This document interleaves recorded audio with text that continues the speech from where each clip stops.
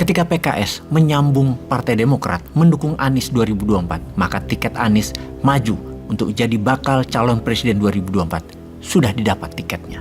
Pasti membuat dua kelompok lainnya jadi tambah panik. Kelompok itu adalah kelompok Istana dan PDIP yang masing-masing punya rencana sendiri di tahun 2024. Kita tahu KIB yang isinya Golkar, PAN, dan P3 yang didukung Istana punya jagoan yang namanya Pak Ganjar. Sementara PDIP bisa mencalonkan sendiri, belum pede menampilkan calonnya jauh-jauh hari dari sekarang.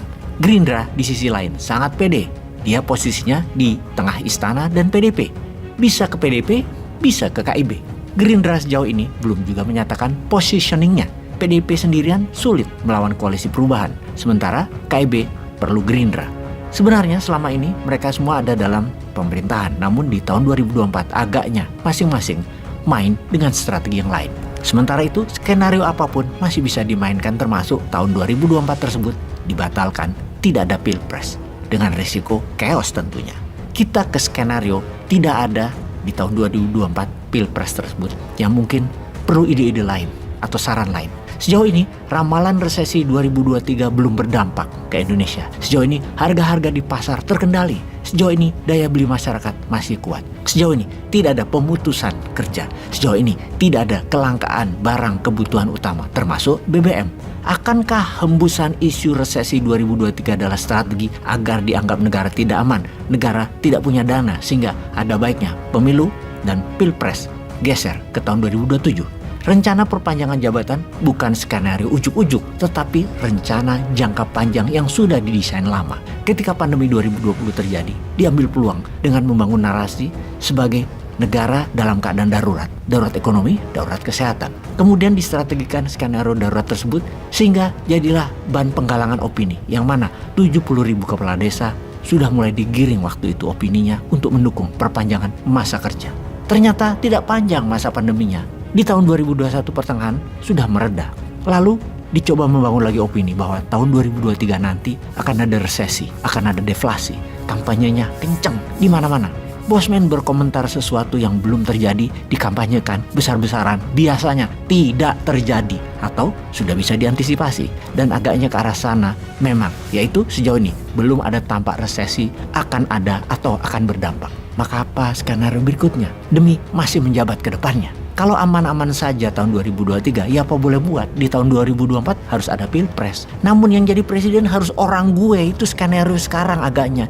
Itu yang terasa sekali sekarang ini. Salah satu strategi agar abadi menjabat atau orangnya Istana yang menjabat seterusnya, ada batu sandungan. Batu sandungan terkuat adalah Anies. Anies merupakan lawan berat yang harus tidak boleh jadi. Harus digembosin, harus jadi musuh bersama. Rasanya kalau langkah penggembosan itu terus-menerus dilakukan, pasti langkah Anies berikutnya adalah gak jadi nomor 1 rapopo, kejar nomor 2 gitu ya. Tapi kita harus tolong pejabat yang ingin menjabat selamanya tersebut ya. Kira-kira ya kita harus melakukan itu. Dengan menolong tersebut mungkin izin Santara bisa dijalankan lagi. Jadi informasi berikut ini bisa jadi skenario doomsday atau skenario hari kiamat untuk kelanggengan jabatan hingga minimum sampai tahun 2027. Skenario usulan Bosman ini bisa menjadi jabatan tambahan 3 tahun sampai 2027, dan setelah itu bisa tambah 3 periode sampai 2032. Dan ini semua agar persiapan Mas Gibran lancar. Di tahun 2024 bisa jadi gubernur Jawa Tengah, lalu kemudian di tahun 2029 gubernur Jakarta, sehingga ketika Pilpres 2032 Mas Gibran bisa mulus ke istana. Itu skenario cocok dan terbaik dan harus dibantu. Jadi kita bantu membangun narasi hari kiamat doomsday agar Mas Gibran sampai ke istana. Sekali lagi, kalau resesi tidak kena di Indonesia pada tahun 2023, maka kita pakai isu XBB poin 1.5. Pakailah infovirus ini agar terjadi ketidakamanan dan perlu penanganan segera. XBB lebih mematikan.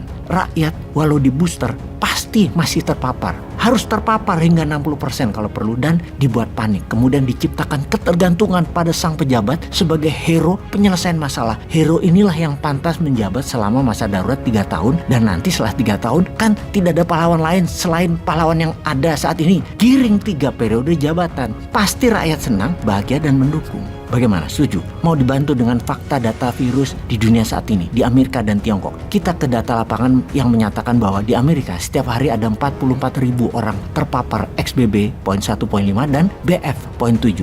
Data ini data di Amerika sejak 15 Januari hingga data kemarin tanggal 28 Januari 2023. Sejauh ini ada 5.302 pasien ICU di data dari NBC. Ini bertambah ngeri jika statistik dibandingkan angka keterpaparan di tahun 2020. Tingkat kematiannya adalah 44% meningkatnya. Wilayah yang terkena dampak saat ini di negara bagian Connecticut, Delaware, North Carolina, Texas, New Jersey, dan 5 negara bagian lain. Data ini dibanding peristiwa yang sama di tahun 2020, angkanya meningkat drastis, yaitu rata-rata di setiap negara bagian yang terpapar presentasinya meningkat 28%. Saat ini subvarian XBB sudah terdata di 25 negara di luar Tiongkok. Sementara di Tiongkok, selama 6 bulan ini yang berperang dengan Zero Covid Policy, akhirnya Tiongkok menyerah. Akhirnya dilepas masyarakatnya. Mungkin agar terjadi herd imunitas karena vaksin terbukti tidak efektif. Hingga keterpaparan saat ini di semua kota besar Tiongkok adalah 90% manusia terpapar dengan jumlah meninggal mendekati angka 160.000 orang setiap bulannya karena efek XBB ini. Jadi kita ingatkan kepada incumbent, XBB